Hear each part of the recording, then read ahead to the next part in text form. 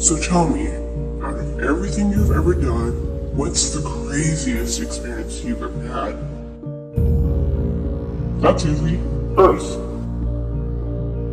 Earth? You went to Earth? I did. No way, you were a human? I was. Wow, are the stories about Earth true? Were they really trapped on Earth?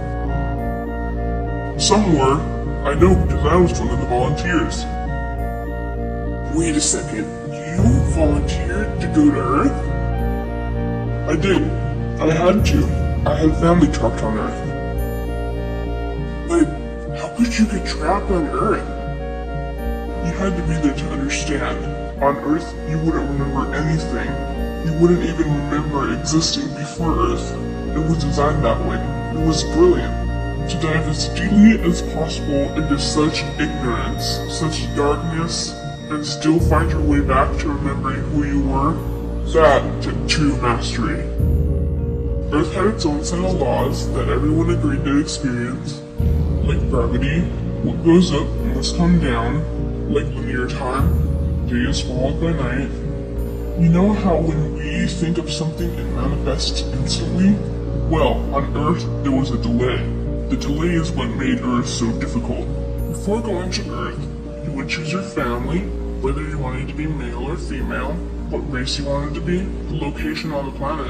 You would enter the Earth as a baby and be completely dependent on others to teach you the rules. But since nobody could remember the rules, they made up their own rules and started fear and giving their power away to others. I watched them. It was pretty funny. Here were these magnificent beings, playing the most unique and cutting-edge experience in the universe, and they were clueless. I tried to guide them as much as possible. Wait a second, you could communicate with them? Yes, but they couldn't hear me. I would show them synchronicities, or send them impulses to help guide them, but they couldn't see the signs. They didn't trust themselves. First volunteers, they had it the worst. They killed the volunteers. Those on Earth couldn't understand what the volunteers were telling them. The idea that they were equal to the volunteers scared them. Common sense stuff like, all the answers you seek are inside you. Everything I can do, you can do and more. And then they twisted the volunteers' message and created even more fear. Like the message, God is inside you, was turned into, you are separate from God. The message, all the answers you seek are inside you, was twisted into, you can't trust yourself. It was out of control. You had to be there to understand. Did you know they actually believed that they were the only intelligent life in the universe? Now that's funny. Crazy, I know. The designers knew Earth was going to enter a section of the galaxy that humans had never experienced before. A section filled with a frequency that might be able to reconnect the human's DNA. It didn't work anymore. The thing is, their DNA was how they connected with their higher self. But there was a catch with the new plan. Only those incarnated on Earth could tune in to these new frequencies, but this time they were taking no chances. To pull this off, they needed millions in the physical form, wired and ready to attune to these frequencies. We volunteered from every corner of the universe to help the humans wake up.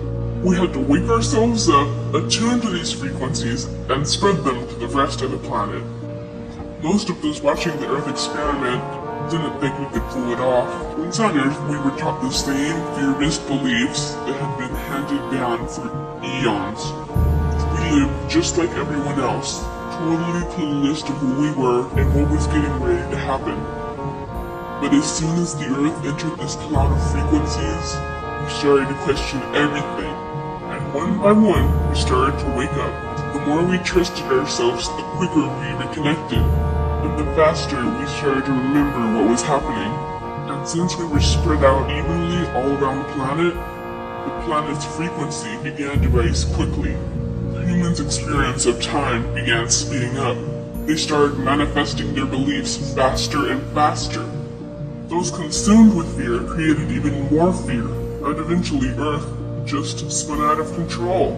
These low-frequency beliefs that had controlled the human experience for eons could no longer exist. So they began to self-destruct, and the world fell into complete chaos. But for us volunteers, we all knew it was the end of the old energy and the beginning of the new. A tipping point was reached in our awakening, and we created a new Earth. What happened to the old Earth?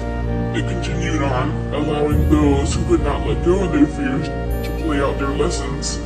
But for us, we created a new Earth that matched our higher frequency. And as easy as that, all the fear-based beliefs simply fell away. In an instant, we remembered who we were.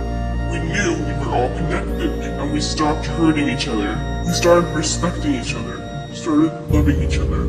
We took back our power to create, and we created a new Earth without fear.